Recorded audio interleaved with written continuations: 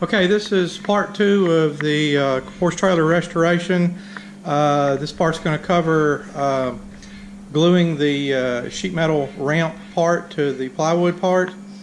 The plywood, I used 1/2 inch regular plywood.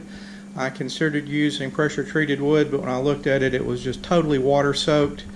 The guy at the store said I would have to put it down immediately or it would warp. So I decided just to use regular 1/2 inch plywood, and I took marine spar varnish and I put 2 coats of varnish on the side of the plywood that will have the mat applied to it, and I put 1 coat of varnish on the side that will have the metal glued to it.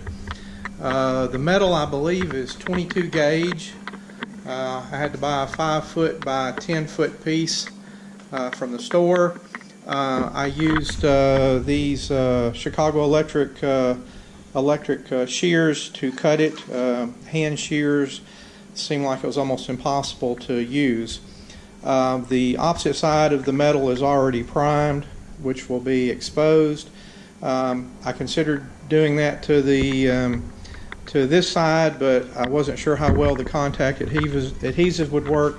So I just roughed it with 150 grit sandpaper, and then I used the clean strip acetone to clean it with. And now I'm going to use the 3M high strength spray adhesive, apply it to the sheet metal and apply it to the plywood, and then I will use those PVC pipes as spacers when we lay the sheet metal over on top of the plywood, so I can get everything in position. Then I'll pull those spacers out, and if everything goes right, I'll get it on correct. I'll show you a video of the completed assembly after I get it finished. Okay, I've applied the spray adhesive to the plywood and the sheet metal. I wasn't sure if I had to have 2 cans or not, but I actually did use 2 full cans, 1 can on each surface. So I'm going to put the spacers on there now, and with any luck, I'll get everything lined up and get it glued down. Okay, the application of the contact cement to the plywood and the sheet metal worked out real well. The spacers worked well. My wife came out and helped me set everything in place. She was a great help and an inspiration. If it hadn't been for her, I probably would have had some troubles. But that's all in place now. You're looking at the primered side of the metal that will be exposed, and that's worked out real well. I'm going to go over here and look at the frame again. I've got the frame laid out here on this bench. Talk about it a little bit. One of the biggest problems was trying to figure out how to take this thing apart so I could put the new piece inside.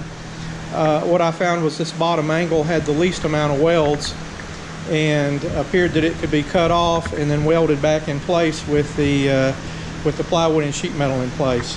So that's what I did. I cut that off, and actually after I built the part, I found out that the part actually stops here because I was concerned about heat and those parts inside. It looks like that works out well. Before I put that in there, I'm going to paint both of these items white, and I'm going to use Rust-Oleum to paint the trailer. I saw some things on YouTube that I'm going to do. There was a gentleman that talked about improving the Rust-Oleum paint. Some people say it takes a little while to dry, and also sometimes it's not as hard.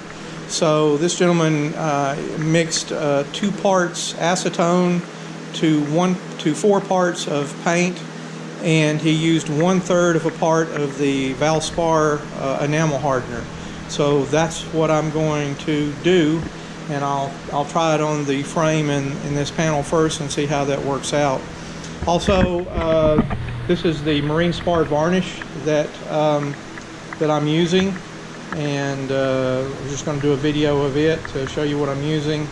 After I paint those parts and assemble it, I will seal all the joints with paintable silicone, and then I will shoot it again with the white paint.